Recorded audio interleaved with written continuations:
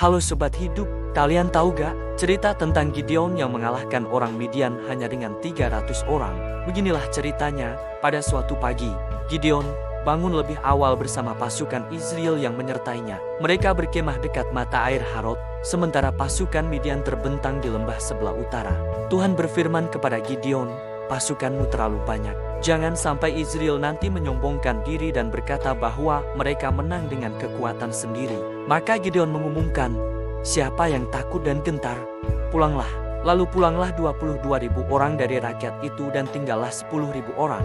Tetapi Tuhan berkata lagi, masih terlalu banyak, bawa mereka turun minum air. Aku akan menyaring mereka. Gideon menurunkan mereka ke mata air. Tuhan menunjukkan bahwa orang yang minum dengan menghirup air menggunakan tangan harus dipisahkan.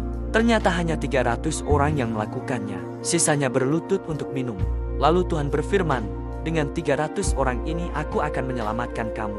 Tetapi yang lain dari rakyat itu semuanya boleh pergi, masing-masing ke tempat kediamannya. Malam harinya Tuhan berkata, bangunlah, turunlah menyerbu perkemahan itu, sebab telah kuserahkan itu ke dalam tanganmu. Tetapi jika engkau takut, turunlah dulu bersama Pura, bujangmu, dan dengarkan apa yang mereka katakan.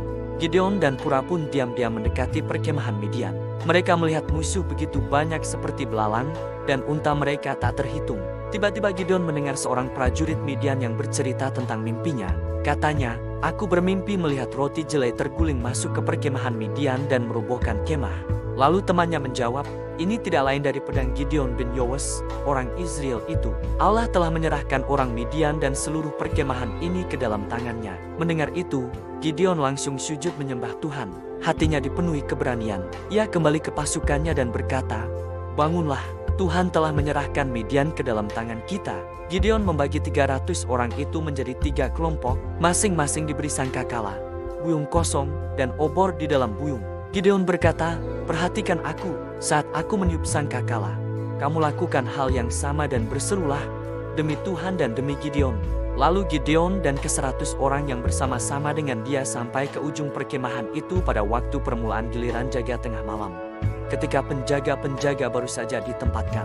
Lalu mereka meniup sangkakala sambil memecahkan buyung yang di tangan mereka, serta berseru, pedang demi Tuhan dan demi Gideon. Sekejap saja perkemahan Midian kacau balau. Dalam kepanikan, mereka saling menyerang dan melarikan diri. Sementara itu, 300 orang Israel hanya berdiri di tempat mereka. Tuhan sendiri yang membuat musuh menjadi kacau. Orang Israel dari suku-suku lain kemudian datang membantu mengejar. Mereka berhasil menangkap 2 pemimpin Midian, Oreb dan Zib, dan mengalahkan musuh sepenuhnya.